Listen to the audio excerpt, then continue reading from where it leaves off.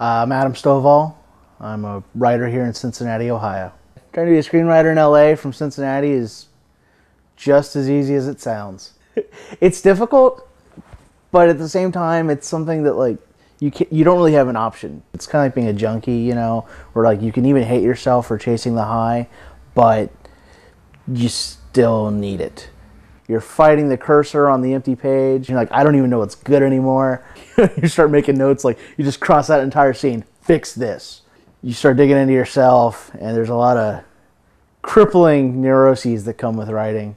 One of just the purest joys of my life is sitting around breaking a story, you know, or just figuring out a character or something like that. When you have that breakthrough, it's, you know, it's like getting the number of a pretty girl. I mean, you're walking on sunshine for the rest of the day. When I was a little kid, I had these action figures, these G.I. Joe action figures. Found that if you actually took away their weaponry, you could like put them into, you know, just stories, whatever story you wanted to. I mean, it was still kind of weird to have like somebody coming home from work wearing like a flak jacket, but yeah, whatever. And yeah, you just spend the day coming up with these stories for these action figures. When I was in high school, I did a lot of acting. I was in a theater group called the Troubadours, based out of the Northern Kentucky Health Department. Because when you think of great theater, you think of the Northern Kentucky Health Department. And it was all about sex education and drug education. And this was before No Child Left Behind and before abstinence was the only option, where we could talk about other options, funner options. My acting background really helped me with my writing because it really helped me understand the characters in the story. And I'm not saying I'm the best actor by any means. A few years ago, I had written a script I was going to produce with a few friends. We were going to make it around here in Cincinnati. That all fell apart, but while we were casting, we met this actress who was in the process of moving to LA, and she really liked the script. And she started showing it around, and now she's kind of my producer. It takes time to sell a script. And the funny thing about landlords is they still want rent paid in the time you're waiting for that big windfall. Crazy, I know. I work for DHL, the shipping company. I work with customs codes and tariffs, processing.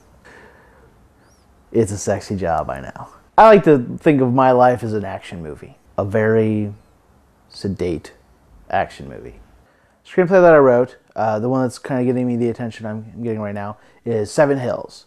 I had a period of about 2 months where I lost a dream job. The first girl that I thought I could actually marry. My grandmother died. Well, I wanted to tell a story about like what happens when people, this sounds awful. What happens if somebody dies and you don't miss them? It's this brother and sister, and the brother is a writer, right, what you know, put himself into a mental health facility and checks himself out for a week. The brother is kind of treating this as a week to see if really society holds anything for him. And he meets someone.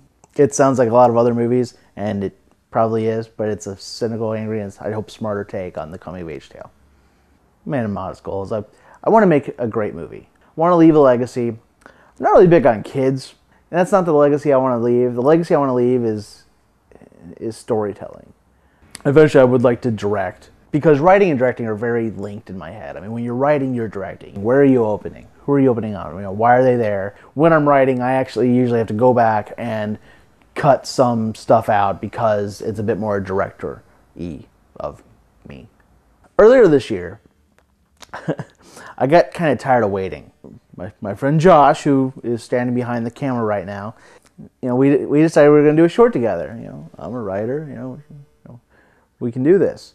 And I wrote a short, an epic short, 30 pages long. Yeah, shooting a short, we found out, is a lot more difficult than we had thought it might be. We couldn't cast the third part, and God love him, my buddy Kevin Tucker came in to do the role, having not acted since, I believe, 3rd grade, I think he said, maybe 5th. Victoria, the actress in the short, anybody in LA is watching this and you're a casting director, producer, whatever, cast this girl. And we wanted to work together, and 7 Hills was taking forever, is still taking forever. Professional actress, and when you look at it, I'm not a professional actor, Kevin's not a professional actor, and it shows. Action!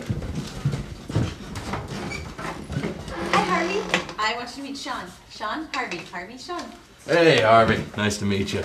Rachel's told me so much about you. kind of intimidating her having such a close guy friend. I've been calling you formidable opponent for a while now. What does that smell, Harvey? Did you cook? You're in my home.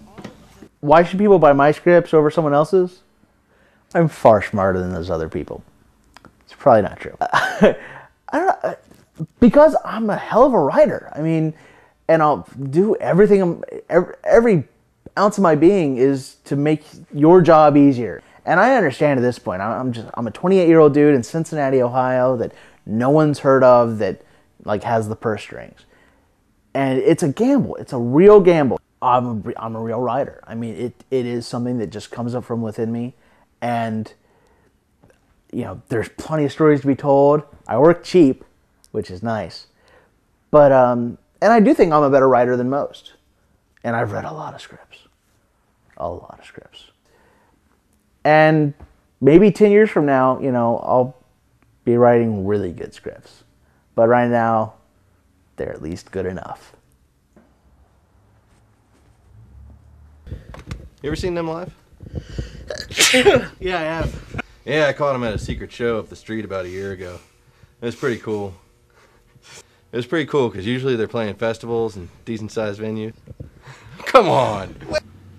It was pretty cool because usually they're playing larger crowds, but this was just them.